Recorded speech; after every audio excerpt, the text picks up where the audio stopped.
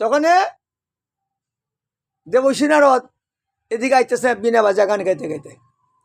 আগের মানুষের মনে এরকম কিছু কাপড় টাপড় রাখি করতো আর কি, স্নান করতো আর কি, যা বোঝা গেল আর কি। বুঝতে পেরে খাবার তৈরি চলে আসলাম আর কি। অন 7 মার্চ ছিল আগে মনে ছিল নাকি, দেবশী নারদ দেখেছে না আর লজ্জেছে, তখন একজনে খাবার একজনে হাতে নিছে উল্টা পাল্টা। তোর সে মিষ্টি হইল এই দেবযানীর গুরুদেবের শিষ্যর মেয়ে, ক্ষত্রিয় না, ক্ষত্রিয় না অসুরই, এরাও দৈত্য হই। দৈত্য রাজা হইল বলি রাজা, আইল দৈত্য রাজার মেয়ে হই শর্মিষ্ঠা। এই দৈত্য রাজার ভাই তুই তাকে গুরুদেব, এই শুকাচার্য গুরুদেব। তখন শর্মিষ্ঠা বলছে, আরে বোন তোর খাবার নেই পড়ছি, আমার তো বেরোলা কেন, আমি ব্রাহ্মণ করি না, আমি কেউ তোর খাটা বরণ করি, আমার কোনটা খুলে দে। আর এখন তো আইতেছে, হাত খুলে দে। ওর পরে খাবারটা বললে তার হাতে খুলে দেওয়া যায়। রায় করছে কি খাবার সবার সব লইয়া ও ধাক্কা দিয়া করবার দেওয়া লাগছে যা। আর কিছু অপমান কথা বলছে, তোর বাপ পুত্রের মতন আমার বাড়িতে ফেরিতে না, আর এই খাবার তুই আমার বাবা দিত, আমার বাবা হইল রাজা আর তোর বাবা হইল গরিব। পুত্রের মতন বাড়ি থেকে খাবারগুলো আমারই দেওয়া, আমার বাবারই দেওয়া, আর তুই আমার খাবারটা তুই নিবে না। বাবা এখন তো আপনি শিষ্যের মায়ায় এমন কাজ করছে আমার, কি অন্তরা গুরুদেব রাগ হয়ে গেল গা। তার নাম হইল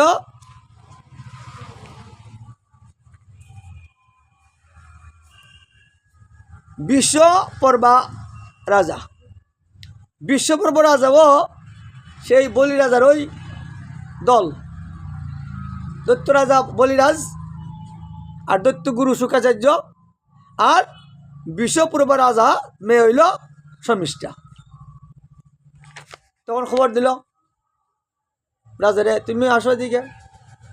বাবা কি খবর, দেখো ঘটনা জানো ঘটনা, এই দেখো তোমার মেয়ে আমার মেয়েকে তিরস্কার করছেন, এখন তো কুয়ার মেয়ে ফেলাইছে, আর 2 নম্বর বলছে আমরা নাকি কুত্তা, কুত্তা লাগাও গিয়ে তোমার বাড়ি বাড়িতে কি খাবার সাবার দান চাল টাকা পয়সা আনি, আমি আর তোমার বাড়িতে থাকবো না।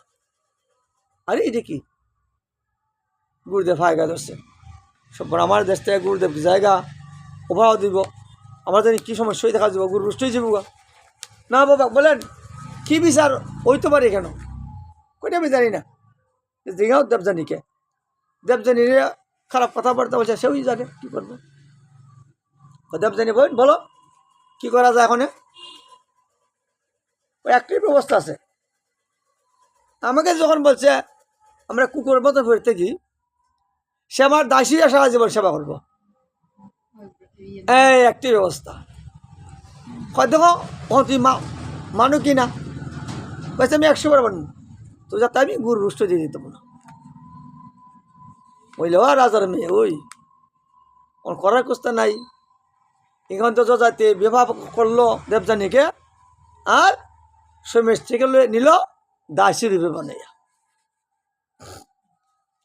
এখন বলছে শুকাচার্য রাজা যে জামাই তুমি তো বিবাহ করছো আমার মেয়েকে, নিশ্চয় কিন্তু দাসী, কিন্তু কোনো সময় দাসী কিন্তু প্রেমে পড়া কিন্তু চলল না, এতে কিন্তু তোমার অবস্থা খাইল। আমি বললাম শুকাচার্য ঠিক আছে, আপত্তি করতে নেই।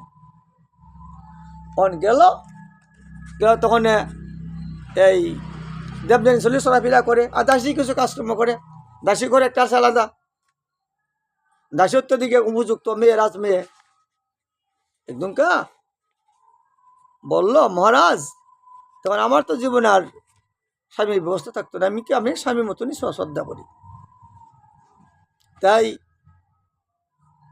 ঋতু রক্ষা করো একটা পুরুষের একটা বড় কাজ, তাই আমিও রীতিবতী, আমাকে ঋতু রক্ষা করুন, সন্তান আমার হোক, আমার তার জীবন এখনই শেষ। তখন রাজা ওই কথা কিছু ভুলই গেল গা, করতে যাইয়া ঋতু রক্ষা করলো, তার সন্তান হইল ক্রমান্বয়ে। তখন এই কথা আর দেবযানী জানে না। একদিন দেখতেছে যে বড় বাড়ি না, দেবযানীর এক মহল, আইলেন একটা মহল, কাজ করে করে জায়গা। একদিন গেল গিয়া দেখা যায় ঝাড়ু দিতেছে শর্মিষ্ঠায়, দেখা যায় লোকে 2 সন্তান ছেলে। এই ছেলে কেনা হুসেন রাজার ছেলে, ওই আরে আরে হয় কি এই অবস্থা দাসী করে এসছে ছেলে। এবার তোরা আগে চলে এসিরা পিতার কাছে কি বলছে, বাবা এই অবস্থা, কি তো দাসী করে সন্তান হয়েছে? আরে কই কি, হ্যাঁ এখন কি অবস্থা হইব? নিয়ে আসে আমার কাছে, জয় থেকে নিয়ে গেল, চলো রাগ কি মন রাগ, বাবা কি করা যায় ব্যবস্থা করো। তোর কাছে তুমি আমার কথা মানলে না, তুমি আমার কথা মানলে না, ওর সেমিস্টার করো 3 ছেলে, 2 ছেলে, আর এই দেবযানী করো 3 ছেলে, 5 জন ছেলে। বলছে তোমার জ্বরে বেঁধে হয়ে যাক গা, তুমি বুড়ো হয়ে যাও গা, এতই তোমার জবরের অঙ্কুর, তুমি বৃদ্ধ হয়ে যাও গা, তো তোমার দেখতে পাবে তোমার কিরকম ব্যবস্থা। লগই বুদ্ধি হয়ে গেছে গা। এখন কথা এই এবার ঠিক শাস্তি রয়েছে, হ্যাঁ দাসের লেগে প্রেম করতেন নাকি, এখন বুঝো আবার ঠিক শাস্তি রয়েছে। লাইটি দেব গো, আমি তো আরতে পারি না, যাক ওর লাইনের মধ্যে দেওয়া চলতেছে, বুড়া মানুষ হয়ে আছে গা। দাসী কাজ দাসী করে, স্বামী তো দূরে নেওয়ান লাগে, স্নান করতে হয়, লাঠি দূরে দেওয়ার লাগে, করতে করতে হর কিছু বিরক্ত হয়ে গেল গা, 5-6 মাস হয়ে গেল গা। কাহারি এমন কাজ হইল, আমার স্বামী তো করুম কি। আবার গেল বাবার দ্বার, বাবা এখন তো এই যে বিদ্যাসায়ী ভাইয়া, তখন আমারই মুশকিল হয়ে গেল গা, তুই বললে কোনো কিছু করো, অনেক করলাম, আবার কি করতো না, আমার জোয়ান করে দেবো। আরে ঠিক করি হয়ে যায় নাকি, ঠিক আছে তার ছেলে আছে 5 জন, এরা টাকাই আনো। জয় তুমি কি আবার জোয়ান হইতে চাও? কয় চাই তো জোয়ান হইতাম, আমার তো জোয়ান রয়ে গেল। কয় তো তোমার 5 জন সন্তান আছে, যদি কেউ এই জোড়া বাটা গ্রহণ করে তিনি নিতে পারো, তুমি বার জোয়ান হয়ে যাবে।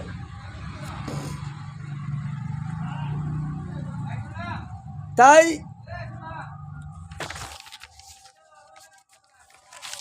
সুন্দর কাহিনী।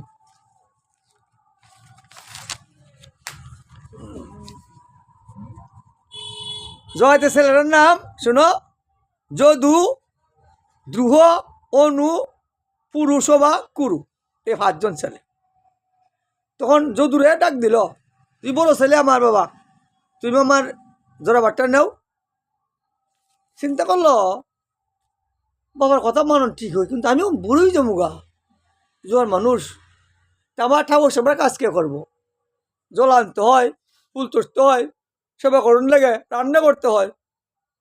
আর বাবা তো আমার বয়সে অনেক বড়ই, বাবা তখন বুড়ো হওয়ার সময় ওই, তখন আমার যৌবন নিয়া মায়ের লগে খামানা বাসের মতো থাকবো, কিন্তু বাবার কোনো মঙ্গল হইতো না, আর আমারও মঙ্গল হইতো না, উভয়ই অমঙ্গল। বাবা করে ধীরে ধীরে বাড়ি কইবই, সাধারণ করার দরকার। আমার যৌবন নিয়ে আমার সাথে বুক করব, এটা বুদ্ধিও ধরে না, না না আমি নেব না। ভাগবত বলছে যে কোনো অধর্ম হইছে না, এগুলো কিছু বিচার করতেই হবে। দেখো বাবার কথা মানতেইব, গাঙ্গেদা ফাঁক দেও, মরা বাস, ধর্ম রক্ষা করতে গেলে এই কথা করতে হইব। ওখানে 4 জনই এই কথা মানল না। আর ছুটু চলে বলতেছে, কয় কি করবো বাবার জোর আদেশ, আর আমি নিব। শুরু ছেড়ে নিল, তার নাম হইল কুরু, কুরতিয়া কুরু বংশ হইল। তখন যখন নীলকণ্ঠ বার্ধিক হয়ে গেল কাকুত, আর এই যদু তার মায়ের শেখতে আরও 100 বছর আগে দিন, 5000 বছর বয়স থাকতো, 1000 বছর, আরও 100 বছর বুক করলো।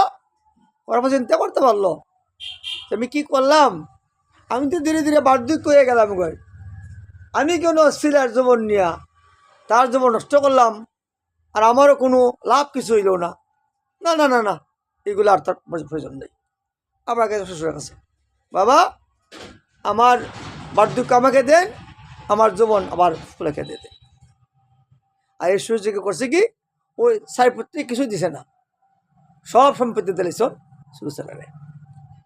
যাক, এরপরে হচ্ছে কি তোমার এই এই ছেলে যুবক হইল, আর তিনি 17 করে সিদ্ধি লাভ করলেন। এলে যৌধুর কাহিনী। হরে কৃষ্ণ কৃষ্ণ কৃষ্ণ হরে হরে, হরে রাম রাম রাম হরে হরে। এখন পরীক্ষিত মহারাজ জিজ্ঞাসা করলেন, হে গুরুদেব, সর্বরসের শিরোমণি ভগবান নাকি হরি নাকি রামচন্দ্র নাকি জগৎ আবির্ভূত হয়েছিলেন? ভগবান কতটা আমাকে শুনেন। শুনলাম তাদের জন্ম কাহিনী। বলছেন, শোনো পরীক্ষিত, সূর্য বংশ এবং চন্দ্রবংশ বংশ ছিল উজ্জ্বল। সূর্য বংশে দশরথ রাজা, তখন চন্দ্রবংশের কথা বলা হয়েছে ভাগবতে। দশরথ রাজা এক সময় হরিণ শিকারে যায়। তিন না নিসন্তান নাই, নিসন্তান। হরিণ শিকারে যায়, শব্দবেদী বান মারে। শব্দবেদী বান কোথায় কে পড়ে?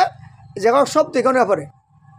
অর্থাৎ অন্ধমণিপুর ছিন্নমণি গেছিল পিতামাতার লেগে জলান্ত সরোবরে। যখন কলসি যখন ডুবাইছে তখন গট গট গট গট শব্দ হয়েছে। এই শব্দ অনুযায়ী বান মারছে, মন্ত্রপত্র বান, তো তার বসে গেল। কাছে গেল, হরিণ মনে হয়ে গেল। গায়ে দেখা যাচ্ছে তখন হরিণ তো না, একজন ঋষি ব্রাহ্মণ। কাঁধে করে নিয়ে গেল। সকাল জল লিয়া যায়, আমার পিতা মাতার প্রাণ যায়। অন্ধমণি বলল, কে? সিন্ধুমণি কয়, না না, আমি তো দশরথ রাজা। আপনি কেন? আমি তো অজ্ঞানবশত এই বানাঘাতে শব্দবেদী বান দিয়া আপনি ছেলেকে মারছি হরণমণি করে। কি? তো আমাদের এখন মরতইব। কুলাঙ্গার, অভিশাপ করলাম, জীবন আমার জীবন এক পুত্র তৈয়া বাসি মনে হইতেইব, তুমিও আমার 4 পুত্র তৈয়া বাসি মারা যাইব। আমার অভিশাপ। দশরথ রাজা হাসতে লাগলো, কয় 4 পুত্র? পুত্রের লেগে আমি 3 বিবাহ করলাম, 1 পুত্র হয় না? আপনি কি আশীর্বাদ না অভিশাপ এটা? কয় রে মূর্খ, বুড়ির কথা ব্যর্থ যাবে না, হবে হবে হবে রে মূর্খ, হবে। এটা অভিশাপ হই বেড়ে গেল গা। অনেক কথা কাহিনী চিন্তা করলে তো ব্রাহ্মণ মারছে, ভাবতে অবশ্যই হয়েছে। এবারে গেল বশিষ্ঠ ঋষির আশ্রমে। ঋষি হই, ঠিক আছে, বশিষ্ঠ ঋষি নাই, ঘরে নাই, ছেলে আছে। বলছেন, মণিবর, আমি তো অজান্তক ব্রাহ্মণ হত্যা করছি, আমাকে ফাঁসিতে ব্যবস্থা দিন।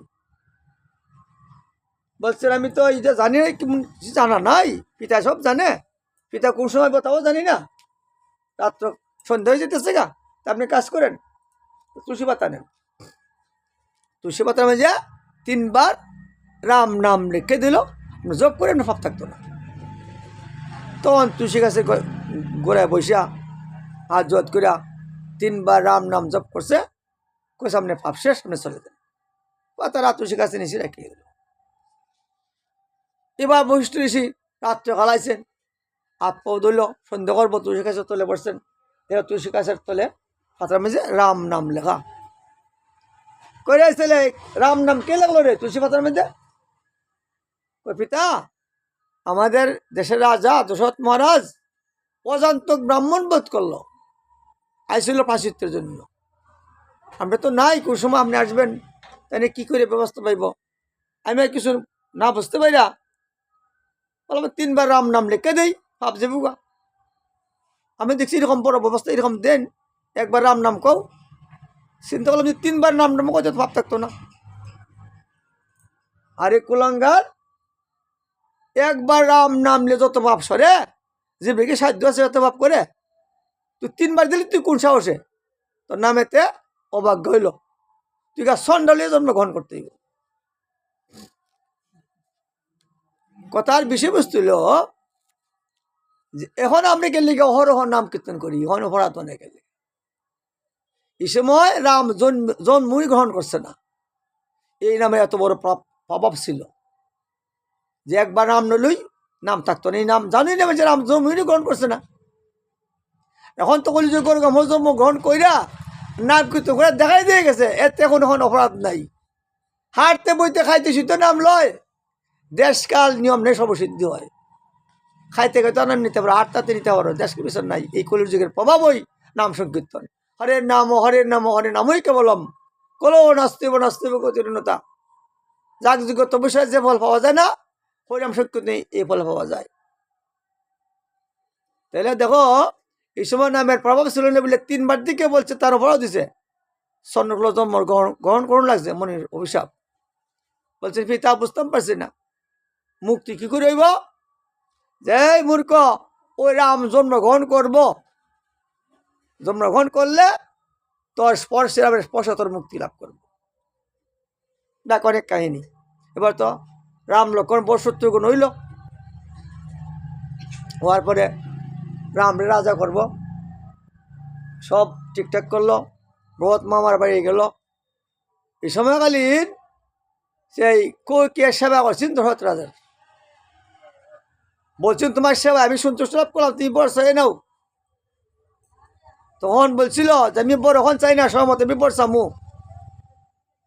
তখন ওই যখন রাম রাজা হইব, ওই তখন বান্ধবী বলতেছে আরে ওখান বরটা চাস না, যে একবারে রাম বনবাস আর একবারে বর্ষিতগুণ রাজা।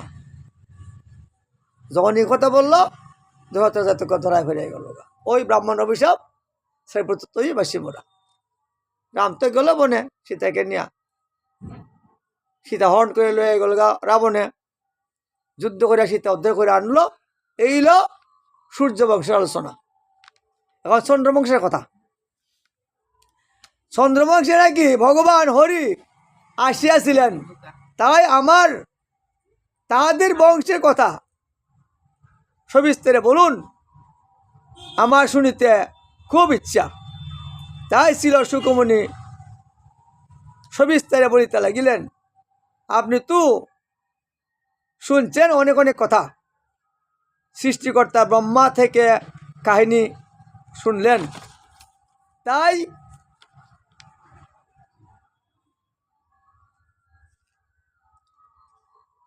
এখন শুনুন চন্দ্রবংশের কথা কাহিনী, যে বংশে গোলক বিহারী এই ধরার দামে জীবের মঙ্গলের জন্য আসিয়াছিলেন। সুরবংশীয় সুরসেন পুত্র উগ্রসেন নাম। উগ্রসেন নাম শুনছো তো?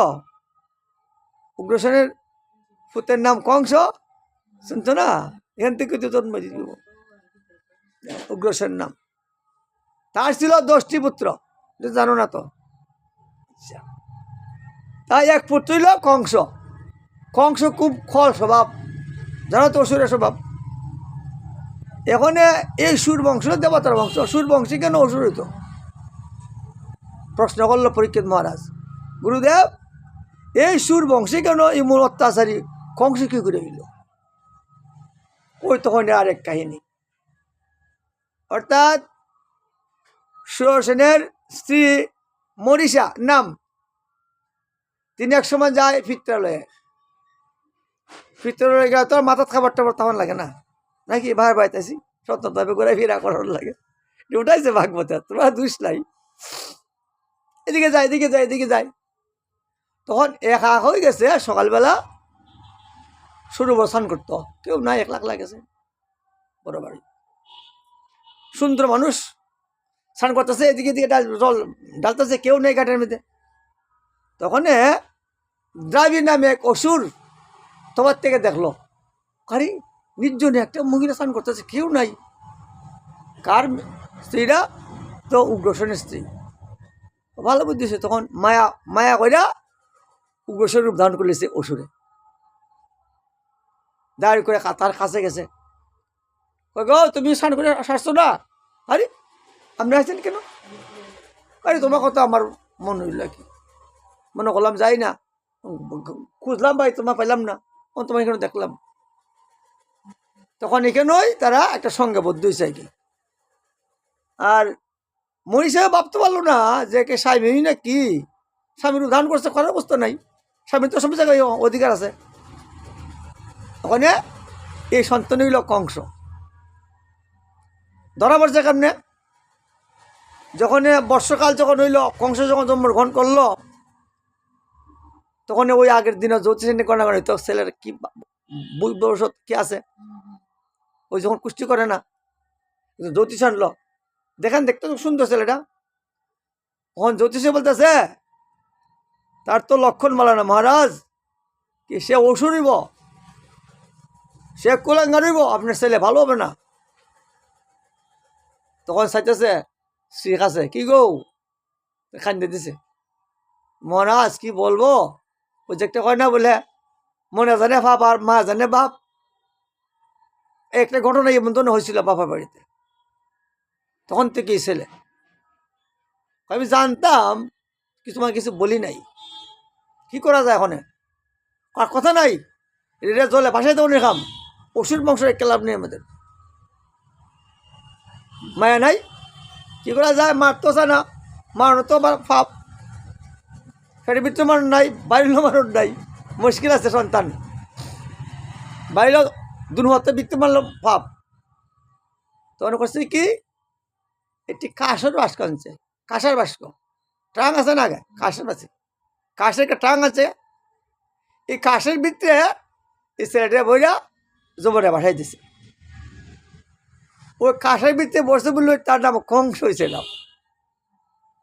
আর বাঁচতে বাঁচতে বাঁচতে বাঁচতে ওই গেছে গা আগ্রা, উত্তর দেশে, ওদরে নামটা কেন ভুলে গেলাম গা। এখানে এক রাজা, তারও 10 জন ছেলে, আর ওই কাশের পাত্রে পাইছে এক ছেলে, দেখ স্নান করতে গেল, হওয়া করতেছে, তখন বাস্কটা কাছে নিয়ে দেখা যায়, হ্যাঁ আইনে দেখা যায় কি একটা ছেলে, কি মারা যায়, নিয়ে ফালতে লাগলো, বলিষ্ঠ হয়ে গেল গা ধীরে ধীরে। এবার একদিন না দুষেছে তেনে বাড়িতে, যা সাধু হয়েছে, প্রণাম কর প্রণাম কর, শরীর প্রণাম করতেছে, কার ছেলে, বাবার নাম করতেছে, আমি ছেলে, কংস প্রণাম করলো, ওরা তুই মিকের ছেলে না, হ্যাঁ হ্যাঁ আমি মিকের ছেলে, না তুই তো উগ্রসেনের ছেলে মথুরার, আমি জানি তোর বাপকে, কত বাবাটা খাই, বলছে এই ছেলে কি আপনার ছেলে, খোনা আমার ফালক ছেলে, আমি ফাইসলাম কাশের পাত্রে মেজে ফাইসলাম একটা ছেলে, পয়সা যায় আমি আনছিলাম ফাইছিলাম। তখন তো কংস কইতেছে, হ্যাঁ আমার বাবা পাহাড় দিতে চলে যেতে ফালাইয়া আমি মজা দেখাচ্ছি, যুবক ছেলে। এবার ওই উগ্রসেনের বাড়িতে যায়, উগ্রসন্ত রাজা গাড়া দৌড়ে লাগাই দিছে সিংহাসন থেকে, বেটা আমাকে বেটা পাহাড় দিছ জলের মধ্যে, ফিতে হয়েছে রে, তোকে মজা দেখাচ্ছি।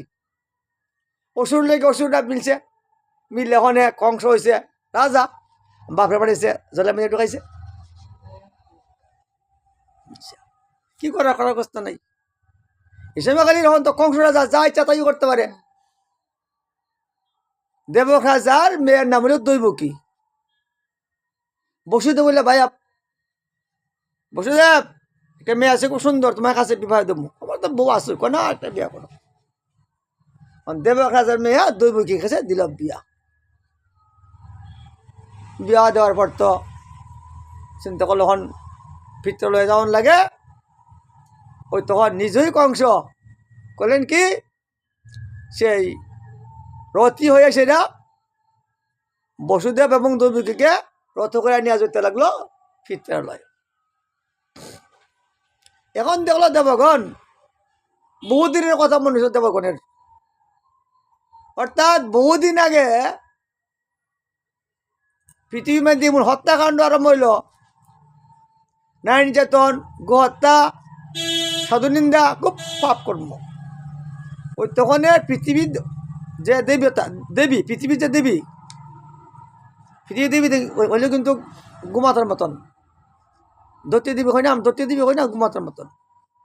তখন এই গুমাতার মতন দৈত্য দেবী সৃষ্টিকর্তা ব্রহ্মা কাছে গেল, আমি সৃষ্টিতে করতেছেন, আমি কিন্তু পৃথিবীর ছেড়ে দেবো, অনেক কষ্ট হইতেছে, আমি সুমেরু পর্বতের ভার সহ্য করতে পারি, কিন্তু এই সাধু নিন্দা, নারী নির্যাতন, গোহত্যা এগুলো সহ্য করতে পারি না। কি তাই সৃষ্টি তো করণ না আমার কর্ম, সৃষ্টি কাজ বন্ধ করলে আমি আমার কাজও কি করিব, তাহলে রাখো রাখো রাখো। তখন ক্ষীর সাগরের তীরে দেয়া স্তব করতে লাগলেন সৃষ্টিকর্তা ব্রহ্মা এবং এই মহাদেব ঋষিরা। তখন কি সাগর ভগবান ভাসমান হইল, মুখের বাইরে দেখছো না ওই যে সাবরা মেয়ে থাকে যে অন্তনাক সজ্জায় বাসি উঠলো। তোমরা কেন আসছো? যে পৃথিবীর খুব ভার বহন হইতেছে, পাপের ভার সহ্য করতে পারে না পৃথিবী, আপনি একটা ব্যবস্থা করেন। বহুত দিন আগের কথা বলছে, তাহলে আমি এই কিছুদিনের মাধ্যমেই আমি যদু বংশে এই দেবীকে বসে দেবীকে আশ্চর্য করে আমি জন্মগ্রহণ করতেছি, তোমরা যাও। আর দেবগণকে জানাই দাও, অনেক অনেক দেবগণ আমার সেবা করার ইচ্ছা, আমার লীলা দেখার ইচ্ছা, যাতে মর্ত লোকে যায় যদু বংশে জন্মগ্রহণ করে। বহুদিন আগের কথা।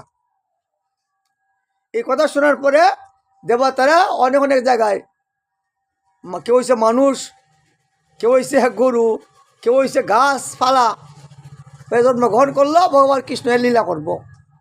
বৃন্দাবনের গাছের কিন্তু মাহাত্ম্য আছে, সাধারণ না। কেরে গাছ যখন জন্মগ্রহণ করলো, গাছের গিয়ে দেখবা গাছের মাথাগুলো কিন্তু উষা দেখে না, সব মাথাগুলো এসে দেখে। দেখছো কি? বোঝাতাম না কেন? ওই যে ভক্তরা যাইতেছে রাস্তা দিয়া, একে প্রণাম করতেছে বৃন্দাবনের বৃক্ষরা, সাধারণ বৃক্ষ না। বৃন্দাবনকে একটা ফাতও ছিল তার না, অপরাধ। সাধক নিধুবনের খবর জানো? নিধুবনের খবর সমস্ত গুফিরা এই গাছ হয়ে এসে এরা কেন বাস করতেছে। রাত্রে গুফি হয়ে জায়গা ওরা রাস লীলা করে, দিনের বেলা গাছ একটা ফাতও ছিল তার না। কতলাবার সেবা করতেছে, একটা দুব্বা নাই, ফাতা নাই, জল দিতেছে, বেড়া দিতেছে। রাত্রেবেলা একটা বাঁধরও থাকতে পারে না বাগানের ভিতরে। ঠাকুর যখন নিতে দিয়ে করে মন্দির তারা দিয়ে করে একটা বাঁধর থাকে না। এটার বৈশিষ্ট্য এখনও রয়ে গেছে নিধুবনে। বৃন্দাবনের যে বৃক্ষরা সাধক মহাপুরুষ, ভগবান লীলা দেখার জন্য, ভগবান সেবা করার জন্য, ভক্তের সেবা করার জন্য বৃক্ষরা জন্মগ্রহণ করছে। আমাদের দেশের বৃক্ষর মতো না। আমাদের দেশের বৃক্ষ এবং পশু পাখি এগুলো কর্মান্তে জন্ম। আমরা যে কর্ম করছি এই কর্মতে জন্মগ্রহণ করছি, আমরা দুঃখ মুখ করতেছি। আর বৃন্দাবনের বৃক্ষগুলো তেমন না, সাধারণ করে বৃন্দাবনে জন্মগ্রহণ করছেন, সাধারণ না। সৃষ্টিকর্তা ব্রহ্মা বলছিল, প্রভু আমি তো অপরাধী করলাম, দৈনিক গ্রহণ করছিল না ব্রহ্মায়, কৃষ্ণের দিয়ে বস্ত্রগুলা লুকাই লিছিল, সকল লুকাই লিছিল না, গ্রহণ করছিল না। আমি তো ভাবই করছি, আমার শাস্তি দেন, কি শাস্তি দেন? আমার বৃন্দাবনে একটা গাছ করে জন্মগ্রহণ করে দেন। বই তো কম নেই, আমার কোনো কাম নেই। জানো বৃন্দাবনের গাছ দিতে গেলো সাধক সাধে, তোমার সাধন করে গাছ হওয়ার লাগে, গাছ হওয়ার তোমার অধিকার নাই। কয় তাহলে এটা ওই লতা পাতা হয় না, লতা পাতারও তোমার অধিকার নাই। এরাও সাধন করে লতা পাতা হয়, তোমার কি সাধন আছে? তুমি করছো ভাব। কয়টা হইলে বৃন্দাবনে যে হট্টিক সন্ডাল তো নিচু গুলেন, এরা গড়ের সামনে একটা পাথর থাকে, ফাউ দিয়ে গড় ঢুকে, তাহলে এরা গড়ের পাথর একটা বাড়িয়ে দিন আমারে কেন? হাও ধুইব, হাত ধোয়ার জল না আমার শরীরে পড়ে, আমার দেহ পবিত্র হইব। না না, হাতই থাকতো না, এই খবর তো তোমার নাই। তখন বুঝছে, দেখো চিন্তা করে, সৃষ্টিকর্তা ব্রহ্মা একটা হাতর ওপরে বাসনা করছেন, কইছে না তুমি হাতর হইতে পারত না, হাতর হইতে এগুলো অসুক্ষিত লাগে, সাধন করতে হয়। তাহলে যে বৃন্দাবনের বৃক্ষগুলা ছায়াদান করতেছে, ভক্তেরা বৈতিকা তপস্যা করতেছে, স্তব করতেছে, গান কীর্তন গাইতেছে, এমন ধরনের বৃক্ষ। তাইলে কেউ বৃক্ষ, কেউ ময়ূর, কেউ বান্দর এমনও জন্মগ্রহণ করছে কিন্তু বৃন্দাবনে, কিন্তু ভগবান এখন আবির্ভূত হইতেছে না, এরা একবারে বুড়ো যেতেছে। আজকে ভাবতেছে যে কোনো সুযোগ, যখন দৈবিক যখন ভক্ত আর অসুরের আত্ম বসছে, দুই বোনে শব্দ হয়েছে, দেবতারা বলছেন, এই কংস দুরাত্মা, তুমি যে তোমার বন্যে নিয়ে যে চলছ, তাই কিন্তু অষ্টম গর্বে আর তোমার খাওয়া লইব।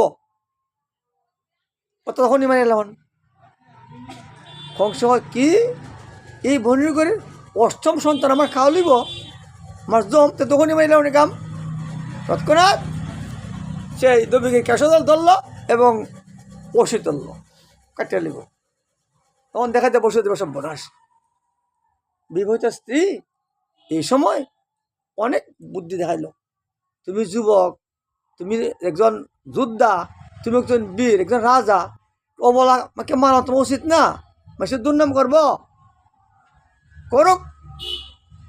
আর যদি তোমার নিউজে থাকে তুমি বাঁচতে পারত না, কয়টা নিউজ আয়োগ হ্যাঁ ধরুক আমি যখন মেরে এলাম, দেখা যায় না পশুর লেগে কোনো কথা কয়ে পারার ব্যবস্থা নেই। ওই শোনো একটি কথা, আমার স্ত্রী তো যত সন্তান হয় সমস্ত সন্তান তোমাকে দিয়ে দেবো, বুঝছি তো তাকে মারো না, কোনো বন্ধ বুদ্ধির বন্ধ না। শিশু যখন আমরা হতে তখন তো আমি বাচ্চা বাচ্চা মেরে দিতে পারব, বড় তুই তাই আর দিব না, তাইলে বউনে বাঁচা গেল আর সাধুকত রক্ষা হইল, ছেড়ে দেই এই বলে ছেড়ে দিল এই দবিকে। তো বিশ্বাস নাই, এরা কারাগর বান্ধে রাখলো। হরে কৃষ্ণ কৃষ্ণ কৃষ্ণ হরে হরে, হরে রাম রাম রাম হরে হরে। এইভাবে কারাগরে আবদ্ধ। এইবার দেখলেন কি নন্দরাজা স্বপ্ন দেখলো, ওই গোকুলে নন্দরাজা নন্দরানী আই দিল মতরের কথা, বাপকে তো অনেক সময় বাইক করতে সময় লাগবে, মুখস্থ করতেছে কথা বলে ভালো লাগতেছে না। এখন নন্দরানীর কথা, গোকুলের কথা, আইলো মতরের কথা। মতরের থেকে যমুনা ফাইরে যাওয়ার লাগে গোকুলে গেলে দেখবাই নদী আছে, দেখতেছে নন্দ মহারাজ যে আমার হৃদয়ের মধ্যে একটা সুন্দর ছেলে নাচতেছে। নন্দরানী হয় আমারও তো এমন একটা স্বপ্ন দেখলাম, আমারও একটা সন্তান নীল একটা সন্তান নাচতেছে, তাহলে কি করা যায়? যাক প্রভুর ইচ্ছা, নারায়ণের ইচ্ছা। ৭৫ বছর বয়স সন্তান আদি নাই, জনজনী সন্তান। তখন রাগ সভা করলো যে কাজ করা যায়, সন্তান তো নাই, কি করা যায়? সন্তান না থাকলে অনেক কিছু ব্যবস্থা আছে, পুত্র একাদশ আছে, একাদশী করণ যায়, প্রতিযোগ্য করণ যায়, অনেক অনেক বিধান আছে কি, চেষ্টা করবো করা কি। তোর পাত্রের মিত্র করলো যে মহারাজ আমার জন্য একটা যজ্ঞ করবো আমরা, 25টি কামনা যোগ্য। বহু খরচ করে আহুতি দিল, 65 বছর বয়স, তখন এই যজ্ঞ করলো। এই যজ্ঞ করার পরই দেখলো কি ওই যে অন্তরের মেঝে একটা শিশু নাচতেছে, বুঝল দবিকে বসে দেবার এই নন্দ মহারাজের কথা। এদিকে তো ওই সন্তান হইতে লাগলো, তো বিক্রি করো। প্রথম সন্তান যখন হইল,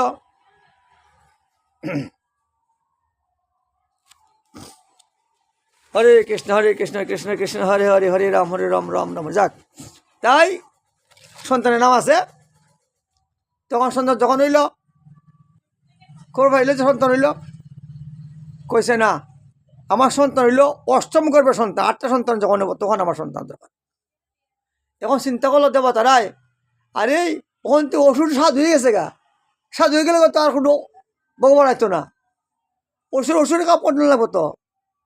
দবি ঘিরে মারতে আরম্ভ করছেন, একটা ভালো বুদ্ধি ভগবান আয়াত ধরে রক্ষা করলো না, ছাই দিল। ওখান বলে সন্তানও পারতো না, তো স্বাদ হয়ে গেলে তার ভগবান আইব কই, আমরা বড় হয়ে গেলাম গা।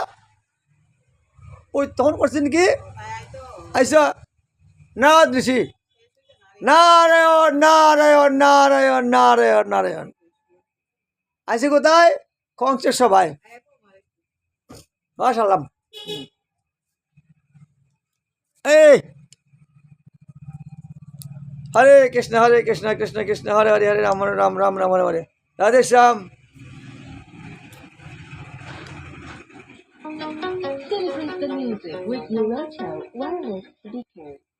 হাতি করে আনো আজকা। নারায়ণ নারায়ণ নারায়ণ বলতে বলতে উপস্থিত নারদ ঋষি। কংসের অসুরে বলে এই নারায়ণ বলতে যাবে না, এটা কংস ভগবান, কংস ভগবান, কংস ভগবান।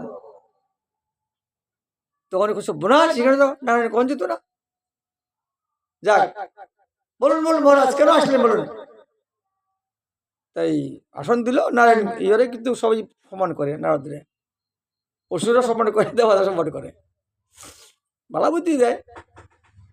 আলহামদুলিল্লাহ বলুন কিছুদিন আগমন বলছেন না ঋষি যে আপনি দেখে মনে হইতেছে আপনি খুব চিন্তামগ্ন, তাই না? কত চিন্তা করতেছি। দেবগণ বলছিল নাকি অষ্টম গর্ভে সন্তান আমার কাল হইব।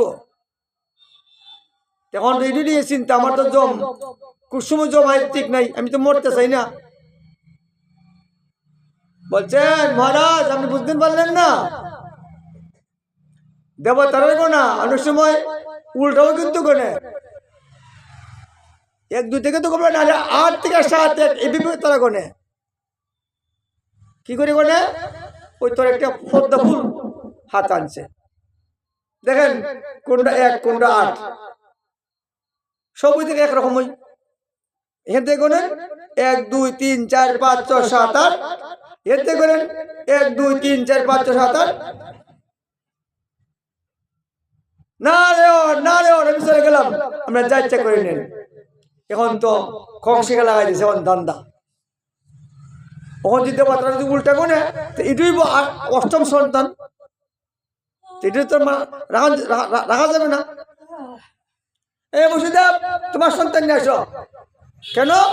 না আমার ইটি মারতে হবে। বলছেন তুমি কি সন্তান দিয়ে দাও? হরে কৃষ্ণ। কেন?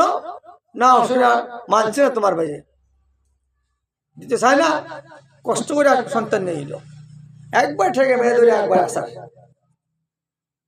এভাবে 1 2 3 4 5 6 সন্তানের বিরুদ্ধে মারল।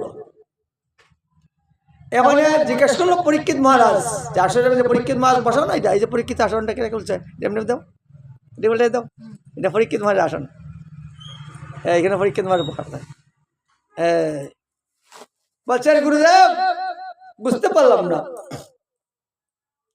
এই 6টা সন্তানদের মারলো, আরে কি পাপ করছিল রে বাক্যে? জগৎ তত্ত্ব সুন্দর। বলছেন মহারাজ এরা ছিল মনীষী ঋষি সন্তান 6 জন। এরা ব্রহ্মার দোষ দেখছিল, অর্থাৎ সাধুরা দোষ দেখতে নাই। সাধু ভগবান ভক্ত না, কি করে ঠিক নাই। আগুন চাইতে কিছু ধুমা থাকে, শব্দ গুণ থাকবো, মনে কিছু দোষ থাকতে পারে সাধুরার, কি দোষ দেখতে নাই। বহুগুণ একটা দোষে কিছু করতে পারে না, ক্ষতি করে না। তোমার আগুন জ্বালাও কিছু ধুমা ওঠে না, ধুমা কি আগুন জ্বলতে দেয় না? কুতুব ধুমা থাকে না। তাহলে মহান কিছু দোষ থাকতেই পারে, দোষ দেখতে নাই। বলছে কি ব্রহ্মার মেয়ে সন্তানাম যুবক মেয়ে ওই নির্জনে ফুল বাগানে মাঝে হাঁটতেছিল কি, আর মহর্ষির পুত্ররা বলে ভাবছে কোনো খারাপ ভাব নিয়ে মেয়ের লোকের চলাফেরা করতেছে। এই কথাটা মনে মনে বলছিল, আরে এটা কি হয়? সৃষ্টিকর্তা ব্রহ্মা একটু যুবতী মেয়েকে নিয়ে নির্জনে বেশ চলাফেরা করা। শাস্ত্রে কথাটা আছে, নির্জনে কোন উপযুক্ত মেয়ের লোকে চলতে নাই, উপযুক্ত বাইরের লোকে বই চলতে নাই, উপযুক্ত ছেলের লোকে মা চলতে নাই নির্জনে। বড় বড় ইন্দ্র কোন সময় কোন দিকে ধাবিত হয় এটা বুঝতে পারতো না, এই জন্য নির্জনে চলতে নাই, শাস্ত্রের নিয়ম আছে। তখন তারা বলতেছে এটা কি হয়? সৃষ্টিকর্তা ব্রহ্মা জানতে পারলেন আমার দোষ দেখলো। তখন ওই বলছে কি এই কোলাঙ্গার তোরা মৃত্যুলোকে জন্মগ্রহণ কর। ও এরা ওই 6 জন কংসে হাত মরতে দিল, এরা মুক্তি লাভ করলো, মরে গেছে অভিশাপ। এখানে 6 ছেলের পরে 7ম সন্তান, তো এখন 7ম সন্তান হইল বলরাম, কৃষ্ণের ভাই বলরাম।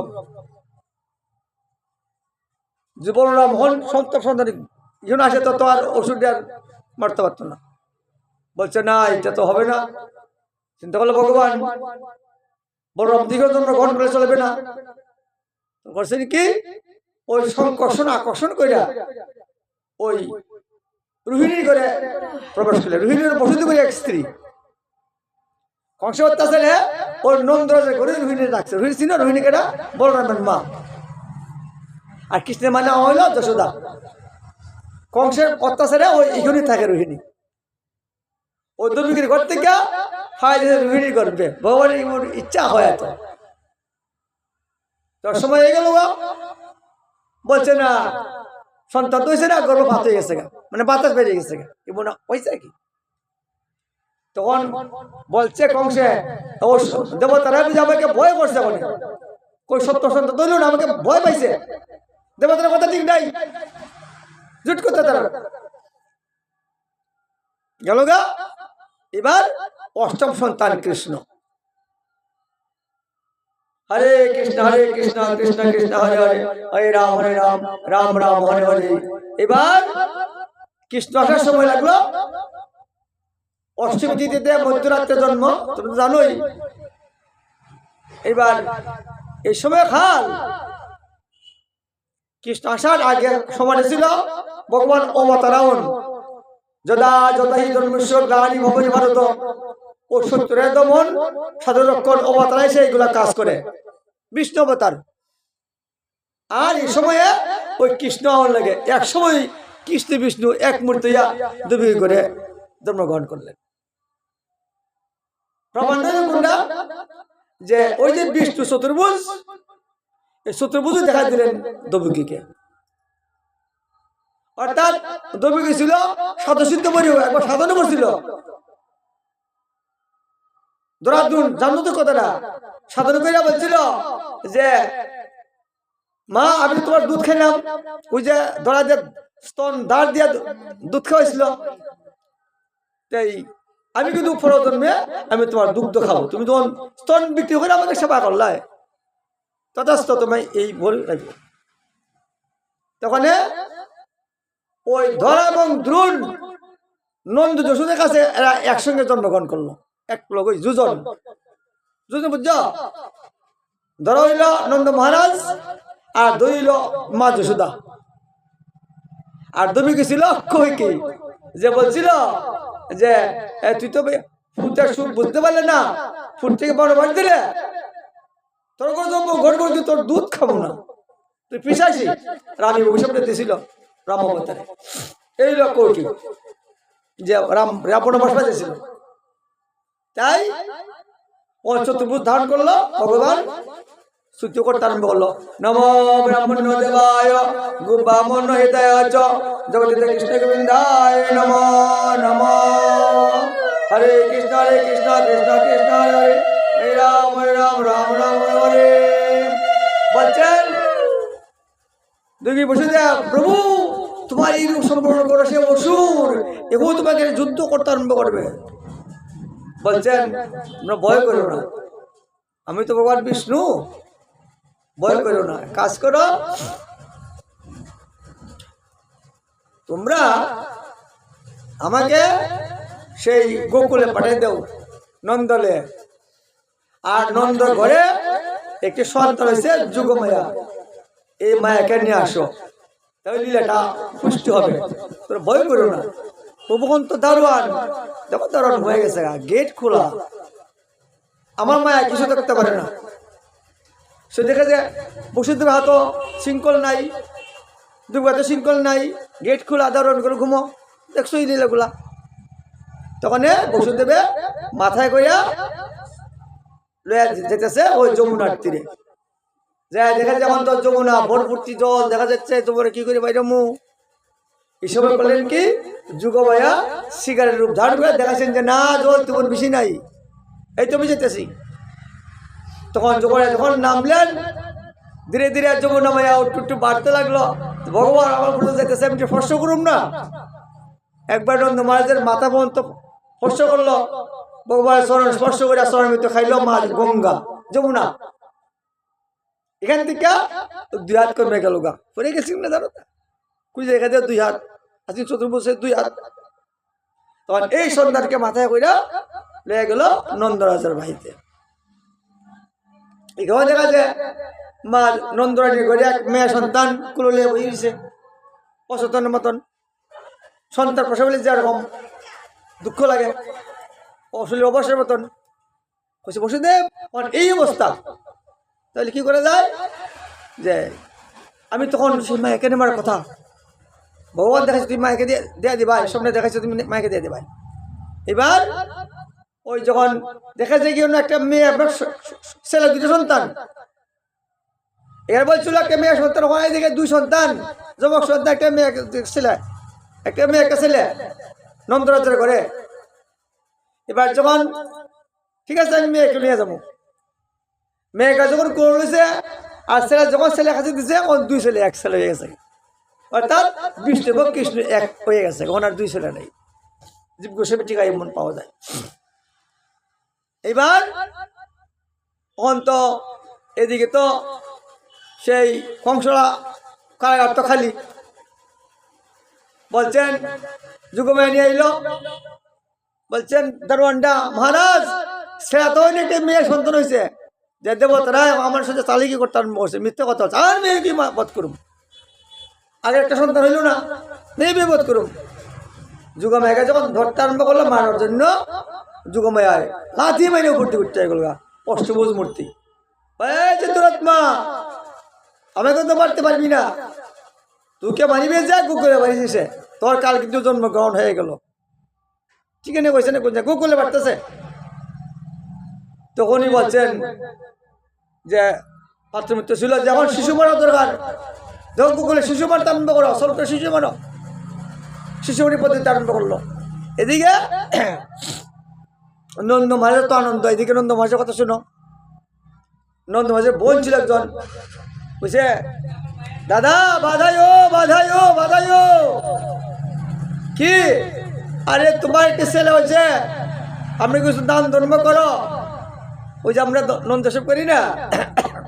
তখন নন্দ মহারাজ এদিকে গোয়ালাগণকে আনলো, দই দুধ আনলো, ঢাড়ি করতে আনলো, গান গাইতে লাগলো।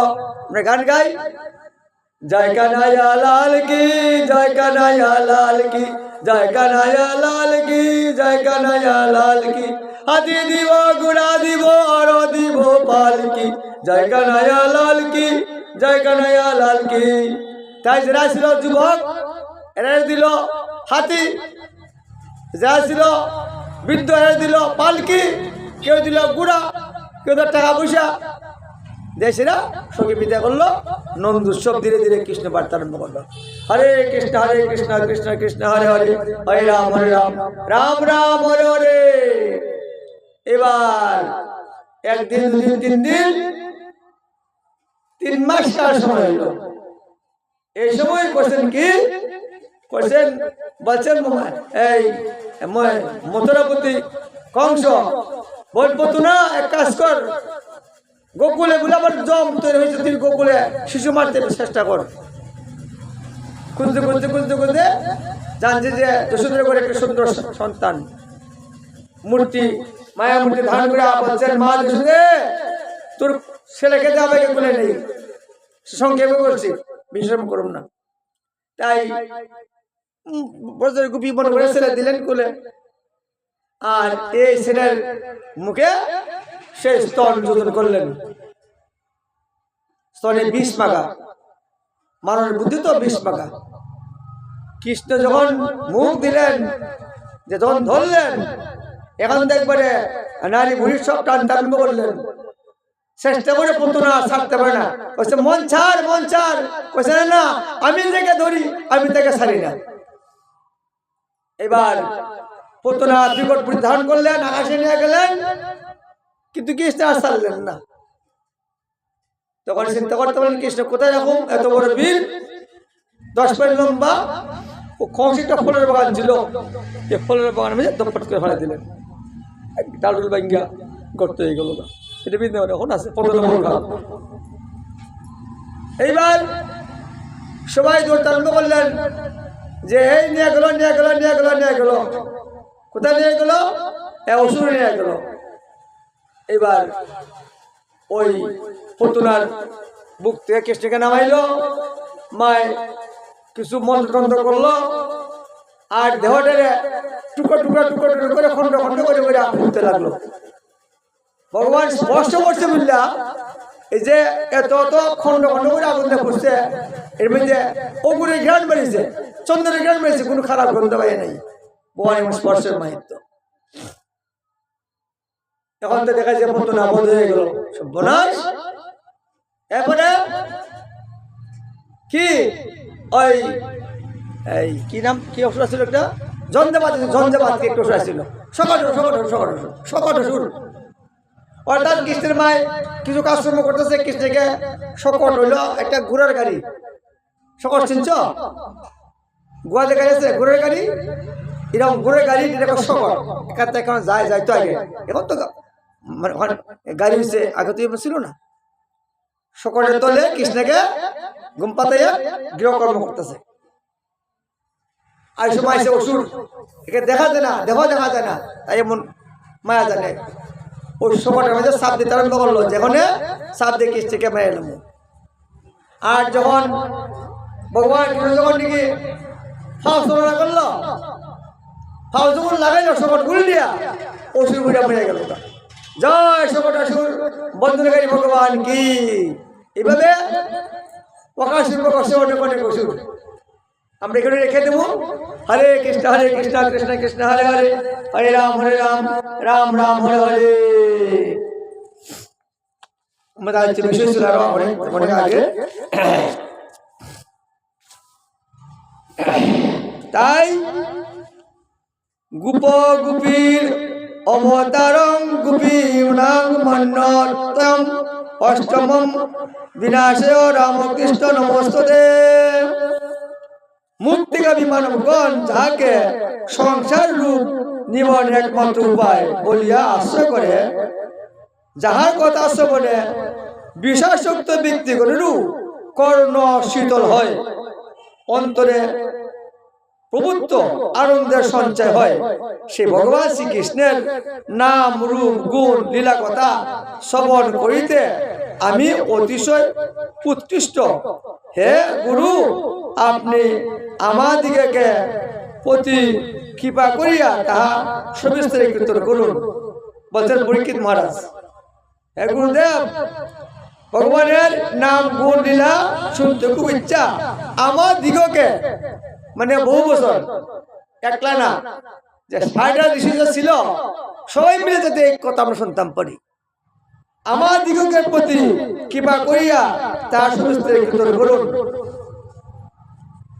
যেমন গঙ্গা জল বা শালগ্রাম রূপী শ্রী হরিচরণ নিমিত্ত সকলের পবিত্রতা সম্পাদন করে, সেই রূপ শ্রী সুখদেব বললেন, বাসুদেব বিষয়ক প্রশ্নকর্তা, উত্তরদাতা এবং শ্রবণকারী সকলেই কৃতজ্ঞ হন। যদি কেউ প্রশ্ন করে কৃষ্ণ কেমন, কৃষ্ণলীলা কেমন, এর মঙ্গল হয়, যে বলে এর মঙ্গল হয়। বলছেন, হে মহারাজ পরীক্ষিত, আমি প্রথমে ভগবান কৃষ্ণের অবতারের কথা কীর্তন করিয়াছি, আপনি মনোযোগ সহকারে শ্রবণ করুন। শাস্ত্র লঙ্ঘনকারী রাজবেশধারী দৈত্যগণের এবং তাহাদের অসংখ্য সোনা সন্তের ভারে প্রভৃতি পৃথিবী শস্য দেহ গুরু ধারণ করিয়া রুদন করিয়াছিলেন। দেখেন, এক সময়কাল যে কারণটি কেন হইল, এই যে পরীক্ষিত মহারাজের সাপ কেন দিল, কেন হইল এরকম বলছেন। দেখেন,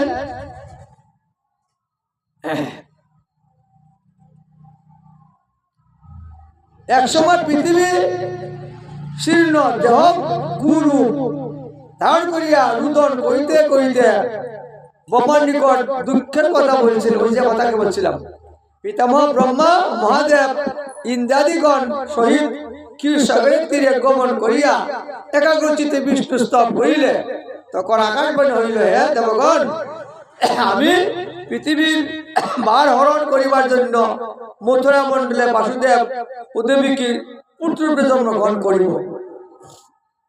আচ্ছা, অর্থাৎ আরেক সময় কথা, পরীক্ষিত মহারাজ ঘুরতে ঘুরতে ঘুরতে ঘুরতে ঘুরতে ঘুরতে দেখলেন একটি বৃষ এবং একটি ষাঁড় লেহন করতেছেন।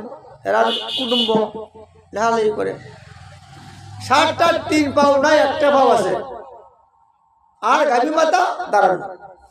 এই সময় একটা লোক কালো কেটে খুব লম্বা লম্বা চুল লাঠি দিয়ে পার করতেছেন সেই বিষকে। এই সময়কালীন মহারাজ পরীক্ষিত উপস্থিত। কি আমার জীবন কাণ্ড একটা বিষের ফাও তিনটা নাই কুড়া এক পা হাঁটতে পারে না তাকে বলা তুমি কে তোমাকে আমি এখন বধ করুন তীর লইয়া দাঁড়াইলেন মারবো করে তখন দেখছেন যে পরীক্ষিত মাছ খুব শক্তিশালী ধর্ম পরে আর কলিকালি আসতে আরম্ভ করলো প্রভাব কখনো সরছে না বলছেন মহারাজ যুবরাজ আমি আপনার শরণাপন্ন আমি আপনার প্রজা আমি কলি আরে তুমি কলি কেন আমি তো স্থান পাবো না আপনার দেশে না কলির আমার দেশের স্থান নাই আমি আপনার প্রজা যত সবাইকে পাত্রমিত্র আদেশ রক্ষা করতে হয় শুধু প্রজা প্রজা ভালো প্রজা খারাপ প্রজা স্থান দেন চিন্তা করতে পারলো যদি কলি থাকে তো আমার তো দেশ নষ্ট করে নিব চিন্তা করতে পারলো যে সাধুগণ যেখানে না থাকে কলি কেন থাক এগুলো বুঝছে নিও কই থেকে কলি যে বোতল খায় এখানে কলির প্রভাব এগুলো ভালো আসবে না যেখানে জীব হিংসা করে তোর বাচ্চা গেল তোমরা এখানে কলির প্রভাব জীব হিংসা যেখানে করে দাবা পাশা ফরস্তিকাতরতা এমন কোন ব্যবস্থা থাকে যায় কেউ গণিকালয় অন্ত গণিকা নাই গণিকালয় এগুলো হচ্ছে কলির প্রভাব কলহ বলছে মহারাজ এই স্থানগুলো তো আমি আপনার ভাই আমার দিতে হয় না আমি এখানে থাকি ওই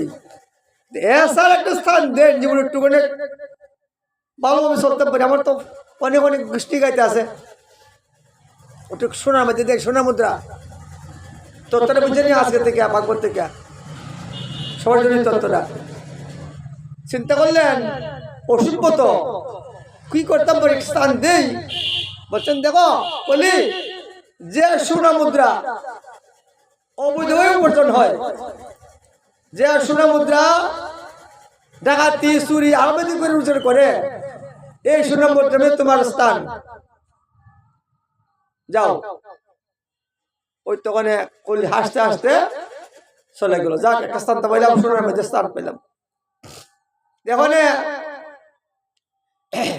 এই সোনা মুদ্রা মধ্যে কলির আশ্রিত ভালোবাসার গোলা কাটতে দেখতে লিয়ে জায়গা নাকি জায়গা না কাঞ্চে নিয়ে জায়গা একটি ব্যবস্থা বক্তারে কাঞ্চে না গোলা কাটতে নেয় না দেখবার লোক ধরি লোক বক্তারে নেয় না কেন নেয় না যারা ভক্ত এরা বণিকের দোকান থেকে সোনা মুদ্রা আর সেটা দৈব গঙ্গা জল দেয়া দয়ে সেটা ভগবানকে অর্পণ করবো কৃষ্ণ দাদাই তুমি গ্রহণ করো তোমার প্রসাদ হইল ভক্ত তো ভগবান কিছু না দিয়ে খায় না সোনা অনেকটা মাত্র ভগবান নিবেদন করে তখন ভগবানের নিবেদিত প্রসাদই হয় তখন গোলাই দিলে আর দুষ্টাটি তাই এই দোষী থাকবো গোলা কাটতে বসেন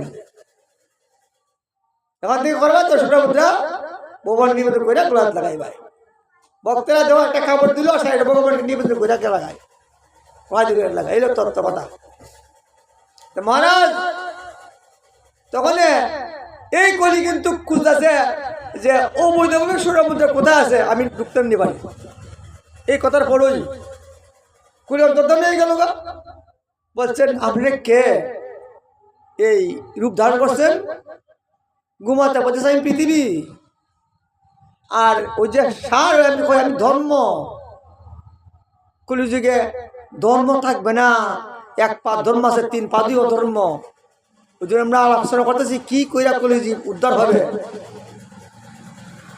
পৃথিবী হইল গোমাতা আর বিষ হইল ধর্ম ওই সত্যযুগ আমার সাই বাবু ছিল কোনো অধর্ম ছিল না যখন নাকি এক কলি সত্যযুগ গেল গা তখন আমার এক পা কমে গেল গা মানে এক পা ধর্ম কমে গেল গা যখন এলো দাপর দ্বিপর গেল গা কলি ওখান টিফার পাপ আর এক বা বলে ধর্ম মহারাজ